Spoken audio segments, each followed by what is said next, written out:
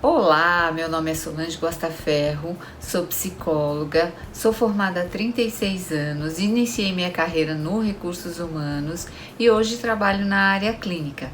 Tenho formação em Gestalt, minha abordagem é essa, mas também trabalho com TCC para casais, família e também com terapia sistêmica familiar. E hoje eu vou falar um pouquinho para vocês a importância, de se cuidarem, de autocuidado. Por quê? A gente entende que o isolamento social, a pandemia, trouxe muitos distúrbios ou transtornos emocionais e mentais. Então eu vou falar um pouquinho hoje sobre depressão e ansiedade, tá bom? E o isolamento social que causou, não é? Enfim, primeiro eu quero dizer que a OMS, ela fala que a população de uma forma geral, 5% da população sofre de algum transtorno de depressão ou de ansiedade. Aqui no Brasil a gente vê mais ansiedade no momento. E quem já tinha um transtorno passou a piorar, Por quê? O que é transtorno de ansiedade? Transtorno de ansiedade, gente, porque assim, todo mundo tem ansiedade, isso é fato. Ninguém vai deixar de ter. Então, por exemplo, se eu vou para uma entrevista de emprego, eu fico ansiosa, mas essa ansiedade é boa.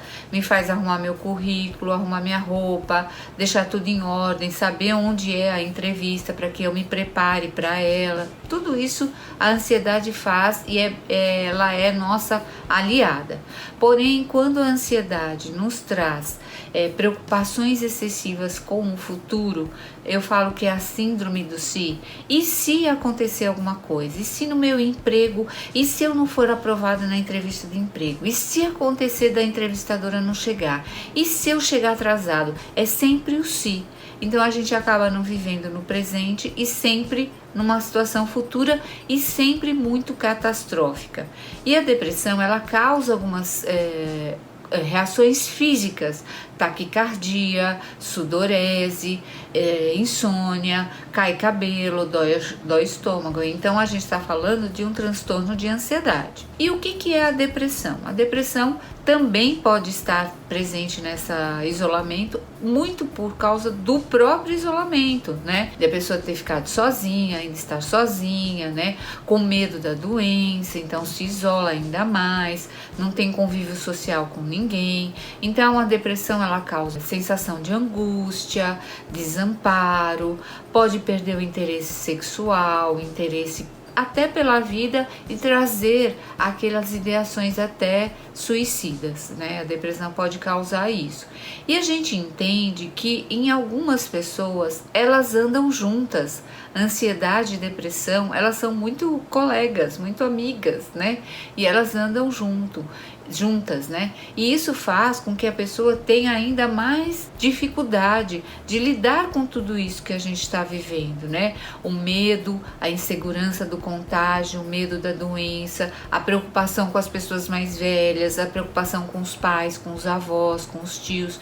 Tudo isso vai causar um mal-estar na pessoa, Mas o que eu quero também trazer é que existem cuidados, A pandemia nos trouxe aí uma lição, A gente precisa se cuidar. É muito importante ter autocuidado.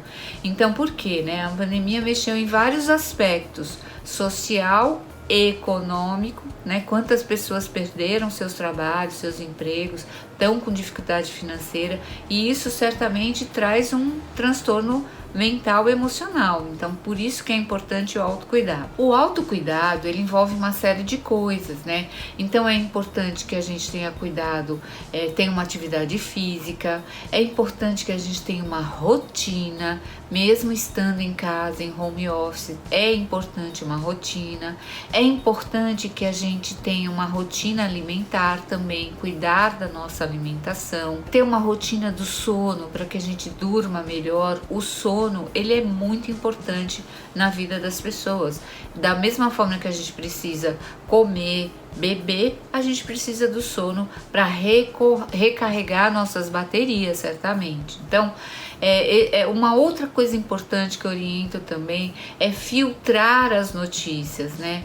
Eleger apenas um jornal, um noticiário, porque assim a gente está bombardeado de coisas, de informações e muitas delas fake news. Então a gente precisa ter esse autocuidado.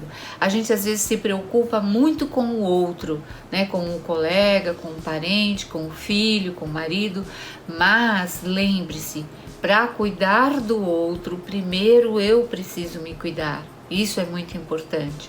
Quando a gente toma um avião, que vem as instruções sobre o voo, o que fazer numa emergência, então a orientação sempre é essa.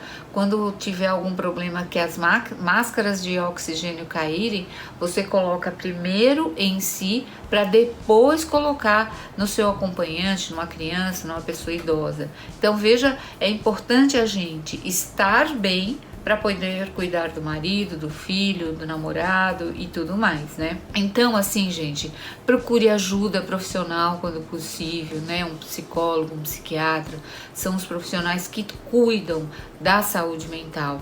A diferença entre um psiquiatra e um psicólogo: o psiquiatra, ele estuda a parte física do cérebro que causa, né, as emoções e os sentimentos, e vai indicar uma medicação correspondente àquele sentimento, correspondente àquela angústia, que para aquela pessoa. Existem diversos medicamentos e o psiquiatra é o responsável por ajudar a pessoa a encontrar esse medicamento mais adequado. E nós, psicólogos, vamos trabalhar com a escuta e em cima da escuta usar de algumas técnicas, alguns recursos para mudar o pensamento, que vai mudar a emoção, que vai mudar o comportamento. Então, isso que nós, psicólogos, fazemos, tá? E é muito importante nesse autocuidado ter um momento para si, né? A gente recomenda muito aprender e a praticar a meditação. Isso é muito importante, além dos exercícios físicos, né? Então eu espero que vocês aí tenham essas informações, tenham o seu autocuidado, né? Porque em termos de isolamento social e ainda no momento em que estamos vivendo, muitas tribulações, muitas notícias, é importante isso para que a gente cuide da nossa saúde mental e do nosso bem-estar, tá? A pessoa mais importante do mundo é você, sempre, tá bom? E gratidão pelo convite aí de poder estar passando essas informações para vocês, tá? Agradeço, gratidão pelo convite. Tchau!